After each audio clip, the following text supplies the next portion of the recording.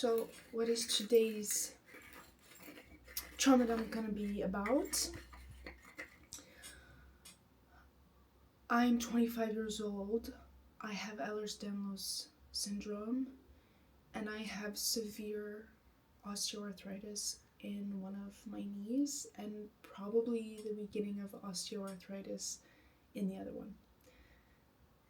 Yeah, and we don't know what to do about it. So, let's dive in.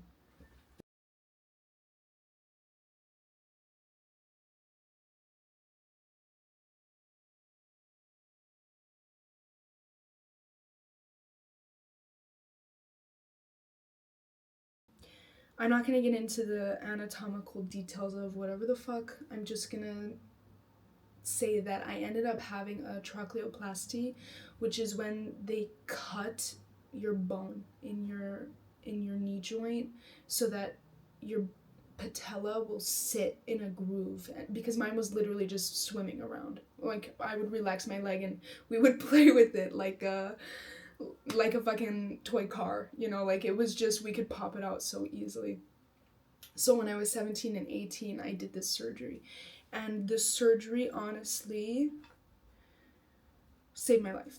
It was horribly painful. It was really, really horribly, terribly painful. The recovery from it. And it was just like an overall very dark time in my life, so it was especially hard. But if I had not had that surgery, I would not have the life that I have today. And so truly, from the bottom of my heart, that surgery saved my life, because I don't think I could have went on living in the state that I was in. And so after that surgery, I hadn't had any dislocations, but the pain, which was already pretty bad, at a 4 and a 5 constantly, which, like, you think 4 and a 5 out of 10 isn't that bad, but imagine a constant 4 and a 5, and so any pain on top of that, it easily becomes like a 6 or a 7 or an 8 or whatever. So after this surgery, it was easily like 5 and a half, 6 and a half all the time, daily, all the time. And I never really took painkillers or anything, so obviously it had like a huge impact on my mental health, whatever. But that's, yeah, again, that's for another video. I made that way too short. So that's kind of the background on my health. That was in 2016.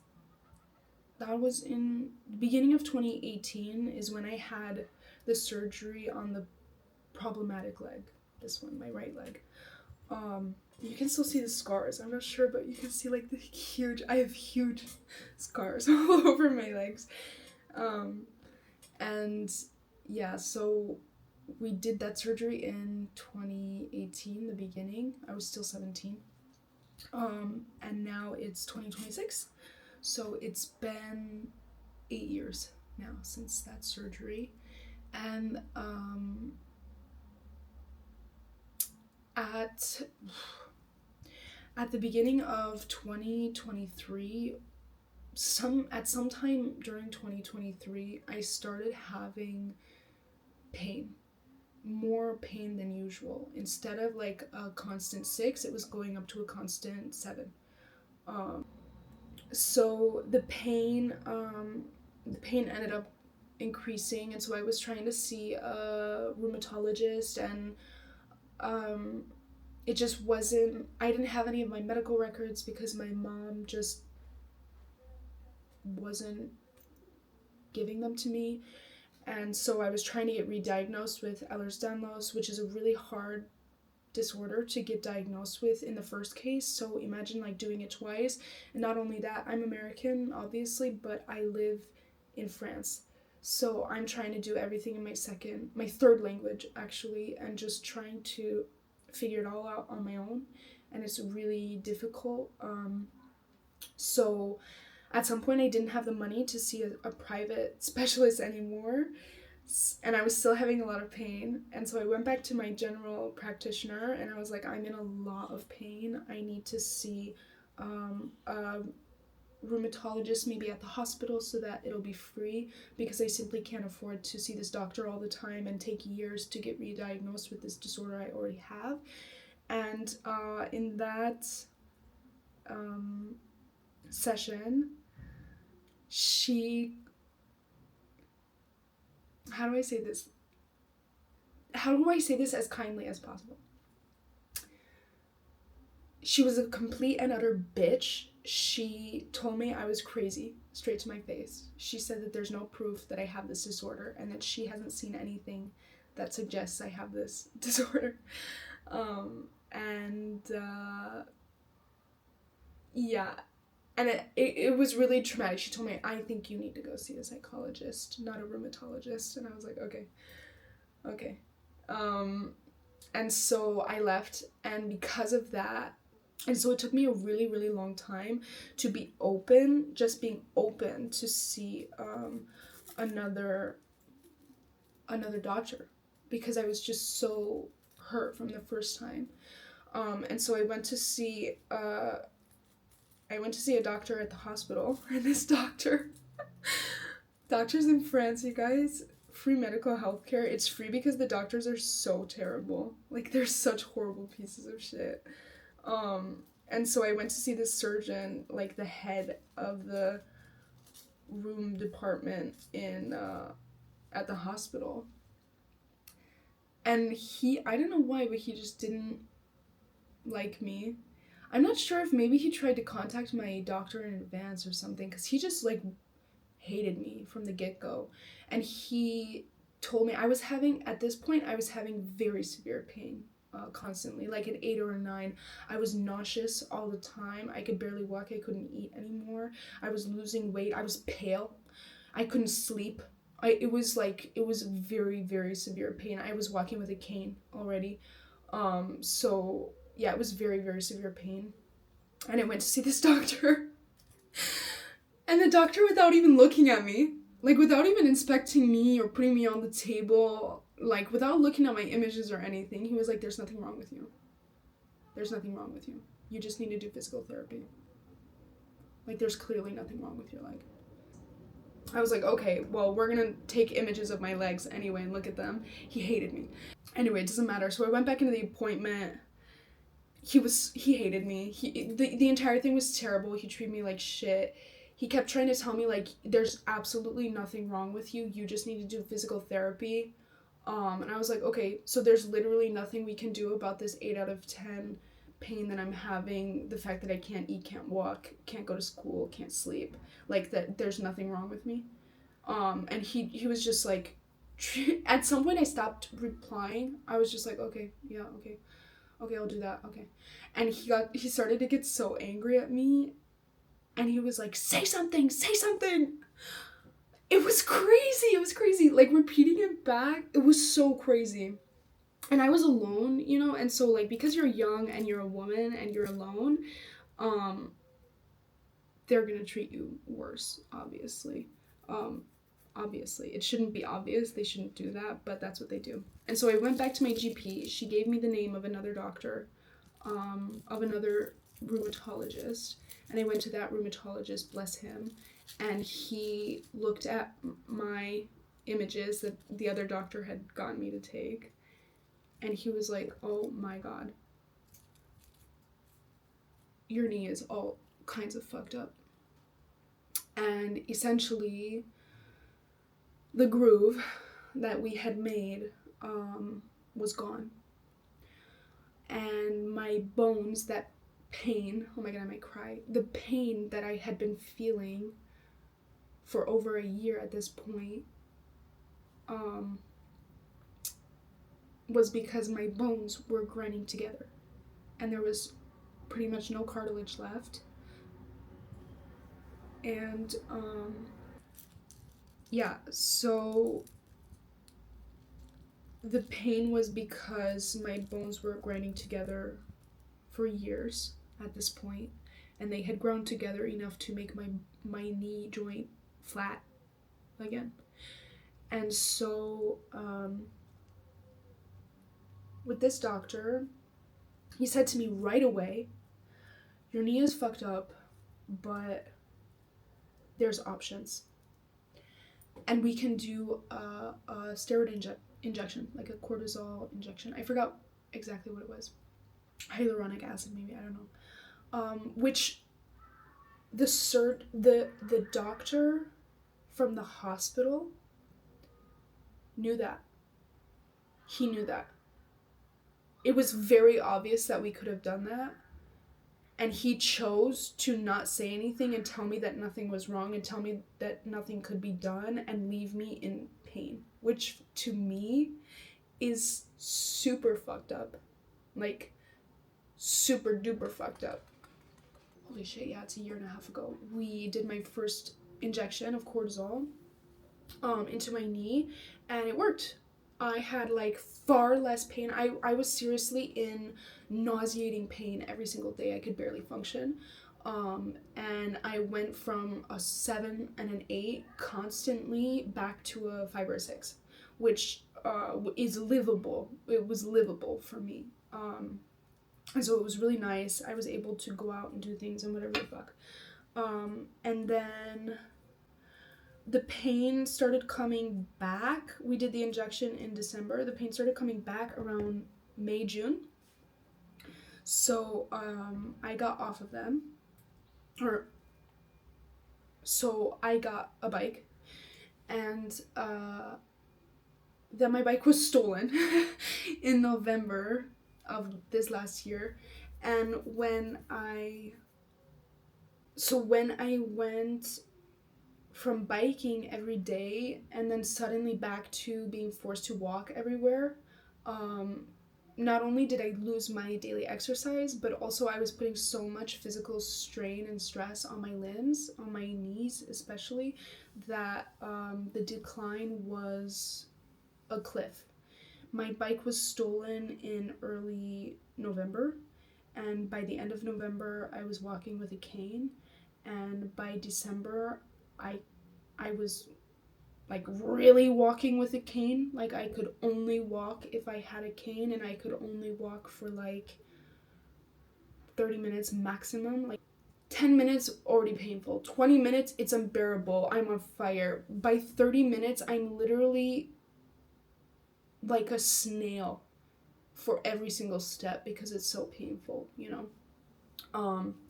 So I was still trying to just get through it, you know. Like I just don't have a choice to be disabled because I'm completely alone. I don't really have friends here. I had friends, and you know, like friendships come and go or people move away, whatever. And so during that period I just had absolutely no one. I'm at a university that has a 17% passing rate. So of course we have to work really, really hard, and I was dealing with other very serious traumatic stuff that I'm not going to get into. And so it was just a lot, and I just didn't have a choice to be disabled because I had all these things on my plate, and so I just kept pushing and kept pushing and kept pushing. And by the end of January, once my exams were over, I went back to see the doctor, and I was telling him, like, yeah, the pain is getting really severe again, like very severe again. And he ordered me to get another MRI, so we did the MRI, and I went back to him, and he said to me essentially, you know, it's only getting worse. At this point, he had never even said to me osteoarthritis, because I think he thought I knew, but I did not know.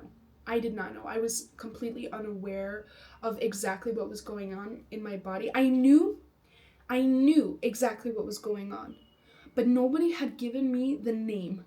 Nobody had given me a diagnosis of this. I knew that there was no cartilage left in my knee. I knew that the bones had been grinding together and that they were flat now, but nobody had said to me, this is severe osteoarthritis. You're at like the last stage of osteoarthritis. So after that appointment, where he still hadn't said to me the name, which it's not really his fault. I truly believe that he thought I knew. I think he thought I had been previously diagnosed with osteoarthritis at some point, but I hadn't. Like, for years since I was having this pain, people were telling me that nothing was wrong. So I went to that appointment, and we were looking at my knee again, and he said to me, like, the only thing really left to do is replace your knee. Which for me, I was like, yes, please, do it. Gucci knee. Get it. I'll order my knee on Amazon right now. Like, let's cut it open and replace it. But he is worried that because of Ehlers-Danlos, I'll still dislocate, even with a replacement, which I forgot to say, but I've started having dislocations again. I was dislocated by an absolute buffoon in Hong Kong, and since that happened, I've started having more subluxations and even dislocating in my sleep. I have to sleep with like a neck pillow under my knee so that my entire knee is lifted off the bed, and so that it doesn't touch anything, because if I go to sleep, once you're asleep, all of your muscles completely relax, and so it's so much easier to dislocate while you're sleeping. Like, I've had so many dislocations in my sleep, or even subluxations in my sleep, that have like woken me up because of this burning, fiery pain, and by the time I wake up, it's already back in place, you know? So it's terrible. Anyway, so because I had explained all of this to the doctor, he said, like, yeah, we need to replace it, but I'm worried because maybe it'll keep dislocating. And for me, I'm already dislocating, and it's really painful. So I feel like it just makes sense to replace it, because even if that knee dislocates, it's not connected to my nerves, you know? Like, it's gonna hurt way less than if my fucking knee keeps dislocating. My nasty, fucking battered, beaten, sawed, disgusting, no cartilage knee, you know? And it took a while. At first he said he was just gonna talk to a colleague, and then after a couple weeks, I had messaged him again, and I was like, the pain is like really, really bad. Have you talked to a colleague yet? And he told me that he was gonna go to a conference at the beginning of April, which today is April 17th. So at the beginning of this month. And when we had been texting, it was already a few weeks after our appointment, and the emails are from like March 4th or something. So March 4th, he told me that I have to wait another month and a half for answers, which was already really hard for me. I ended up having to get a wheelchair because it was affecting my health so much that I was having flare-ups of all my other symptoms. I was passing out all the time from POTS. I was unable to eat from other gastric disorders that I have going on. I just couldn't do anything. I couldn't sleep because it was so painful. I couldn't do anything. So I was just told that I would have to wait. And it was during these emails when he finally said to me, your case is very severe, and it's a double-edged sword. Not only do you have patellar instability, but you also have severe osteoarthritis, too severe for injections to be of any help. So that was a lot. You can imagine that I had a full-on crash out after those emails, because like the reality of putting a name on it, and like the hope that maybe it was moderate, you know, or like maybe there was something we could do, was just gone. So I told myself, okay, I'm gonna wait. And so I waited and I waited and I waited, and I've been waiting and I've been waiting some more. And finally, a friend of mine, he asked me the other day, like, hey, have you heard back from your doctors? What's going on with everything? And I said, no, I hadn't. And he suggested that I send him a message. And I was kind of worried. I think I was worried because I didn't want to know the answer. Because I was like, if they had an answer, he would have messaged me himself by now, you know? But he didn't. So, you know, like, so I sent him a message and I was just like, hi, I was just wondering if you had the chance to present my case during the conference and if there's any news. I'm trying to be patient, but some days are worse than others, so I would appreciate any information. And he responded to me.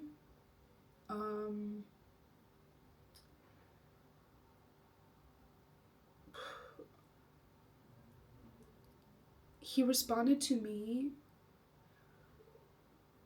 when you were younger, you only did a ligament repair and not a trochleoplasty. Because if you had done a trochleoplasty, we would be able to see traces of it on the MRI, which isn't the case.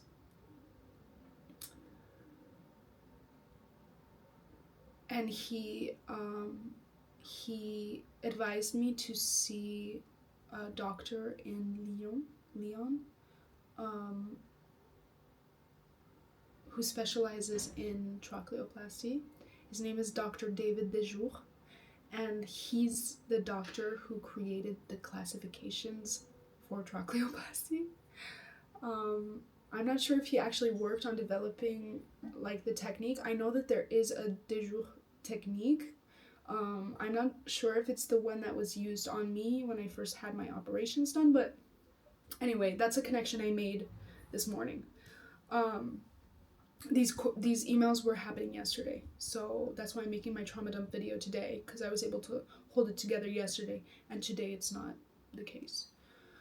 So he said that to me, and as soon as the email came in, I was so confused, because in my head I was like, that can't be right. That can't be right. That can't be right that I didn't have a trochleoplasty. What do you mean? I immediately called my mom and opened up my medical records that I finally got. I finally had to get my own medical records from all the hospitals, send emails, whatever. And I started looking through them. I called my mom. She picked up because I never call her out of the blue, so she knew it was urgent. And I was like, hey, I heard back from my doctor. He said I didn't have a trochleoplasty because there's no trace. And she was like, what? Like, you definitely had a trochleoplasty? Like, even the recovery from a ligament repair versus a trochleoplasty is very different, because they cut into your fucking bone. Like, they're not just pulling my ligament together like a string like they did in my first operations. They literally cut into my bone. The recovery for that shit is kind of brutal. Like, it's pretty painful. And so I even knew, like, that's not right. And then I went into my medical records, which have the operative notes, which clearly state that I had a trochleoplasty. I also have images of my knee before and after my trochlear groove, which it's supposed to be like a dinosaur bone, you know, like a bone, and it looks like this. Well, mine was a fucking circle, a straight up circle, and then they cut into it a jagged fucking nasty ass V. And I had shown him these photos as well, but because it was bilateral, maybe he thought like, oh, well, maybe that was just the right side or the left side. No, it was both. And so I immediately responded to him and I said, like, I assure you I had a trochleoplasty. I attached my medical records and also the photos that I've been talking about, the before and after. And I haven't heard back from him yet, which is the biggest reason for my spiral, because I thought that I would have answers by now. I'm gonna light this. Now it's time to light. So I thought that I would have answers by now.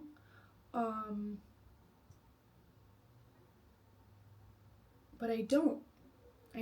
I'm back in limbo. I'm back to the unknown. I'm back to not knowing what's going on. I'm back to not knowing if this is my new normal. I can't dance. If I'm in danger, I can't run. I don't think a lot of people think about that until you're confronted with that, and I don't think a lot of people are confronted with that. My joints are so weak that I cannot even defend myself. I'm strong. I'm very strong. My muscles are very strong. My muscles are the only things keeping my joints in place. But my joints are so weak that I cannot even defend myself because I can't push against somebody. Even with strong muscles, my joint cannot bear defense. Yeah, these are just my new normal. I don't know if this is just gonna be my life now, and I'm just gonna keep disintegrating from the inside out. And so when my doctor said that to me, that I didn't have a trochleoplasty because otherwise they would have seen it, the implications of that, knowing that I did have one,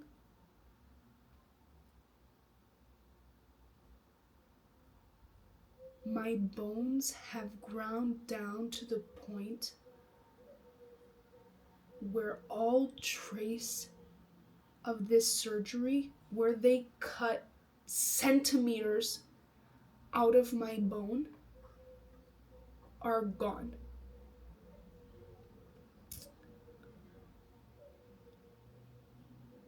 Let that sink in. Let that sink in. My bones ground down like a mortar and fucking pestle. I don't know what it's called. Pestule? I don't fucking know. That's my knee. That's my knee. Every single day. For years. And it's so severe that they cannot even see traces of a surgery where they cut into my bone to give me a groove. Let that sink in.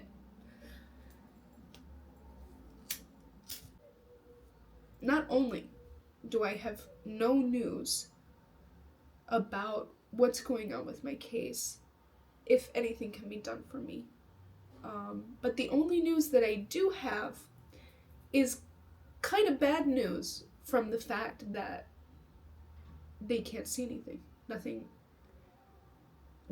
It's so unclear that I had this that even a specialist in this surgery saw no trace of the surgery.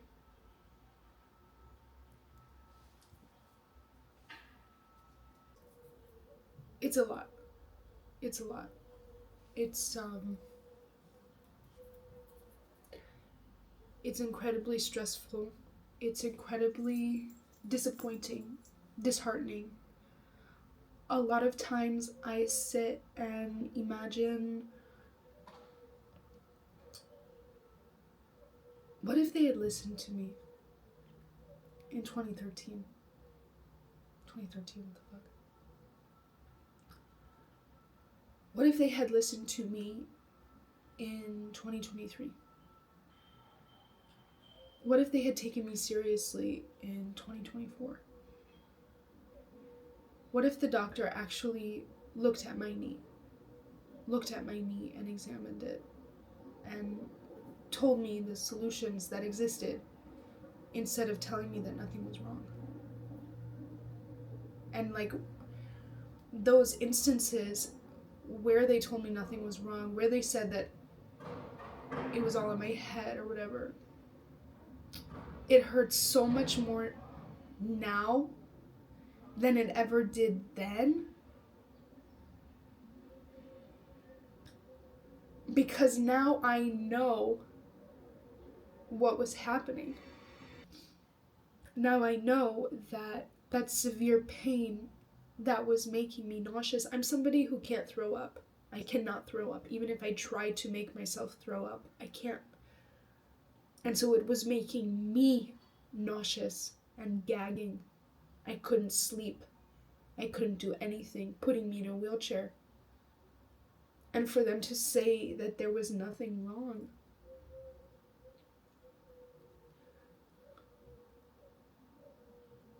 The pain,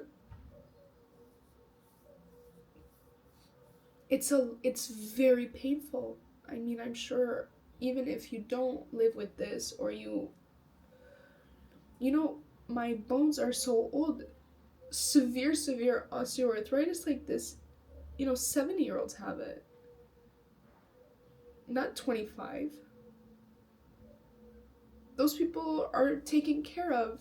People listen to them. They're given canes and wheelchairs and painkillers, and people take them seriously. But because I'm so young, and because they don't think I know what I'm talking about, they don't take me seriously, and so these problems get worse. And it just makes my heart very angry, thinking about how we could have saved me, Not saved me. This would have happened no matter what. I knew since I was a child that we would have to replace my knee. We've been preparing me for this for forever. And that's why when the doctor first mentioned it to me, I was like, yeah, let's do it. It's time, obviously. But maybe I would have had more time with my own body. Maybe I wouldn't have been in so much pain. Just if they could have done something to listen to me and get me out of that pain, it would have been so much more than them gaslighting me and telling me that nothing was wrong,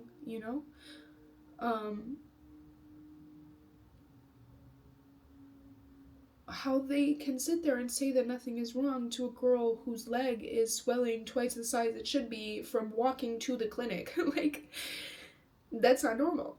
That's obviously not normal. And I just really wish that they had taken me more seriously. I really wish that I had answers right now about what the future is gonna hold, about if we're gonna do a knee replacement, about a lot of things. In a year and a half, I'm gonna finish my bachelor's and I'm gonna have to move away. And so if we don't get this shit figured out, I'm not gonna get any sort of relief.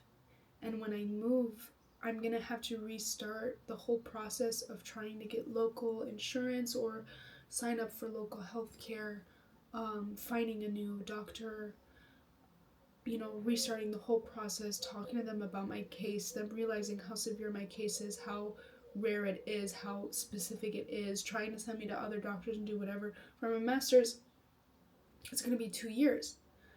So if I don't get it here, I sure as hell will not be able to get it there. Which means I'm going to have to wait until wherever I am after that to finally get relief for this thing that's been hurting me since 2023, that nobody's been taking me seriously on, which my doctor now, he has been. I've been with him since the end of 2024, and he has been taking me seriously, thankfully. But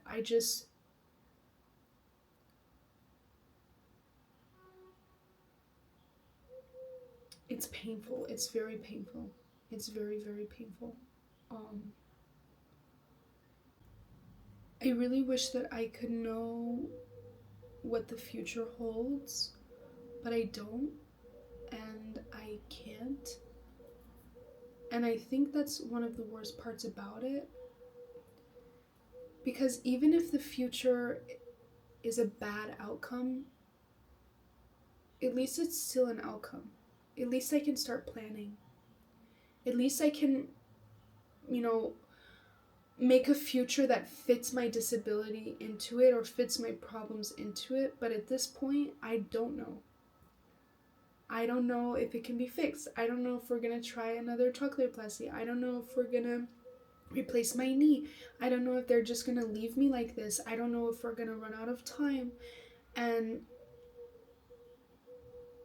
it's exhausting. It's exhausting to not know. It's exhausting to constantly be questioning if things will be fixed. It's exhausting to be in so much pain. You guys, if you do not live with chronic pain,